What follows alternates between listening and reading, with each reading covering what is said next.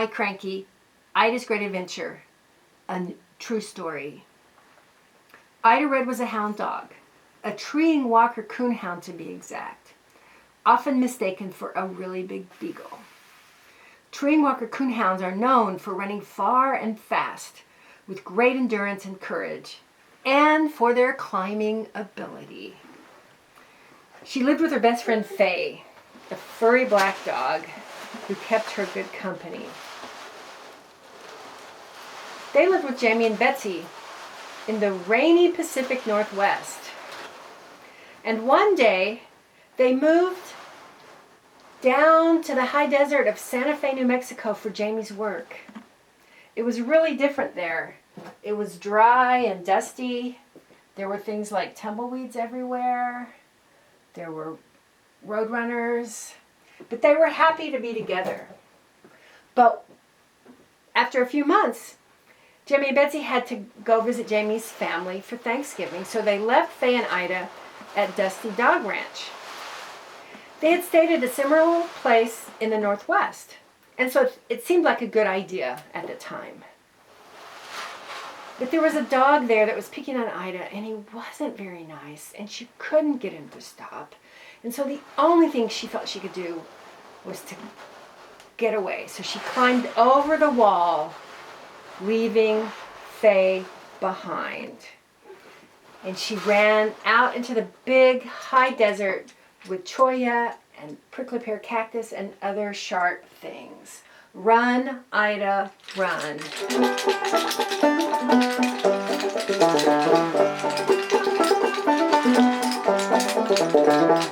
Ida Red, Ida Green, prettiest doggo ever I've seen. Ida Red went over the fence, ain't seen nothing of Ida since.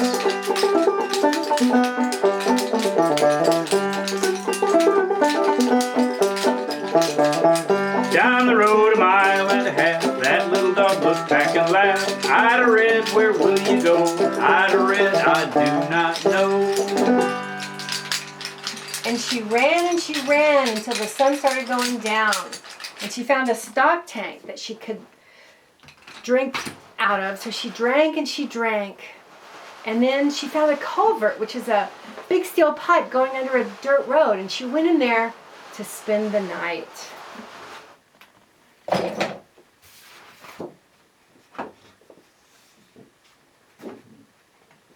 As day turned into night, and night turned into day. The next day, she went back out into the desert and she found these dogs. Well, at least she thinks they were dogs. But in retrospect, maybe they were coyotes. But they were nice to her. They played with her. They shared their food. They showed her where to find some more water. And then they all howled as the moon was coming up. And we ran off. And Ida went back into her culvert. As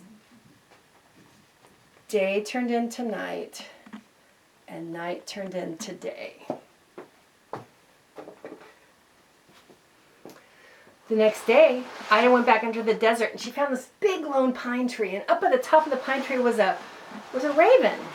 And the raven started talking to her. So she stopped and hung out with him all day as they talked about the philosophy of life and politics and other things. And then he flew off, and Ida found her culvert again. As day turned into night, and night turned into day. And then day turned into night, and night turned into day.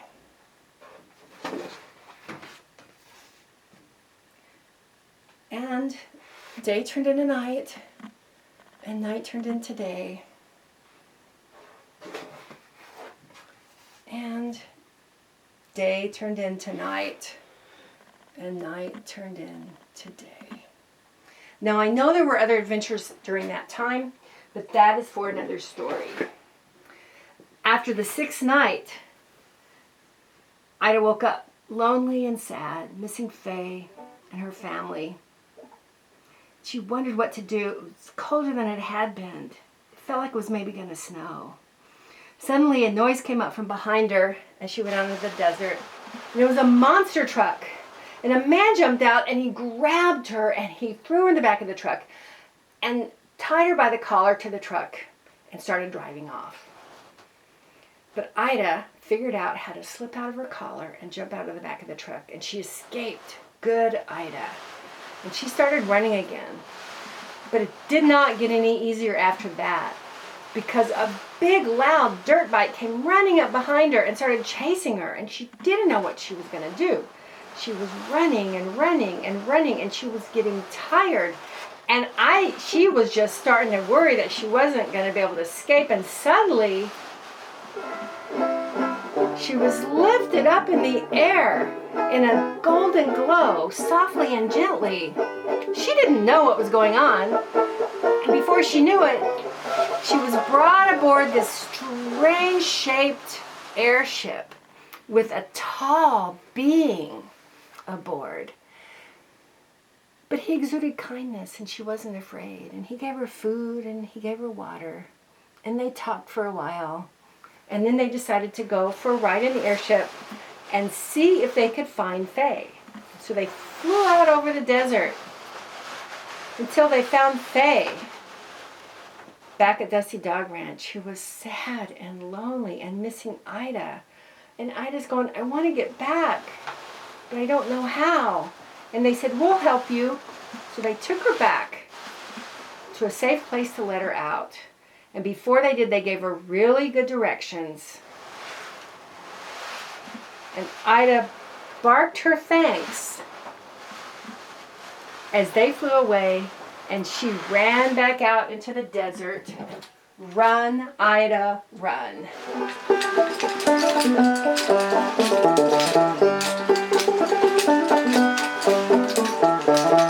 Ida red, Ida blue, here comes that old houndaroo. Down the road, Ida red, going down that road. Ida red is Ida brown, Ida red is running now. Past the friends that helped her so, Ida red is going home. Down the road and across the creek, ain't seen Ida in about a week. Going home, Ida red is going home. And she ran and she ran and she ran until she got back to Dusty Dog Ranch.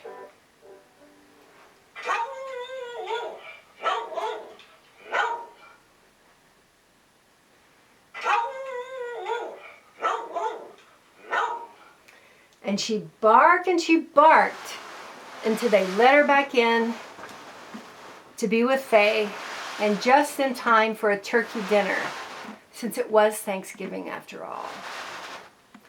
She'd been gone 6 nights and 7 days. She was tired and a little thin. She had a few scratches, but otherwise she was okay. After a couple nights, Betsy and Jamie came back and picked them up, and they all went home, and they were so relieved to be together again.